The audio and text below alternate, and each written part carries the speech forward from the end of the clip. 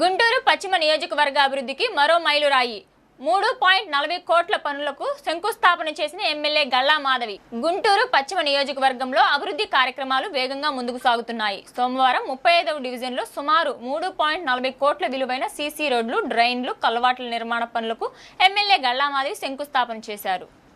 ఈ సందర్భంగా ఎమ్మెల్యే గల్లా మాధవి మాట్లాడుతూ 35వ డివిజన్లో రఘురాం హాస్పిటల్ నుండి కృష్ణానగర్ 2వ లైన్ వరకు, కృష్ణానగర్ 2వ లైన్ నుండి ఎన్టీఆర్ విగ్రహం వరకు, కుందుల రోడ్ నుండి పిఎఫ్ ఆఫీస్ రోడ్ వరకు, పిఎఫ్ ఆఫీస్ రోడ్ నుండి కృష్ణానగర్ మెయిన్ రోడ్ వరకు, కృష్ణానగర్ 5వ లైన్లో చర్చి నుండి యూనియన్ బ్యాంక్ వరకు, యూనియన్ బ్యాంక్ నుండి కృష్ణానగర్ మెయిన్ రోడ్ వరకు సీసీ రోడ్లు, డ్రైన్లు, కల్వాట్ల నిర్మాణం జరగనున్నట్లు ఎమ్మెల్యే గల్లా మాధవి పేర్కొన్నారు. అదేవిధంగా టీజేపీఎస్ కాలేజ్ రోడ్డు పక్కన క్రిస్టీనా నగర్ వద్ద సీసీ డ్రైన్ నిర్మాణం, పేవర్ బ్లాక్ పనులు చేపడుతున్నామన్నారు. మొత్తం వ్యయం 3.40 కోట్ల అంచనాతో పనులకు శంకుస్థాపన చేయడం జరిగిందన్నారు. ఈ పనులన్నీ పూర్తయితే గుంటూరు పశ్చిమ నియోజకవర్గ అభివృద్ధిలో ఒక మైలురాయి పూర్తయినట్లేనని పేర్కొన్నారు.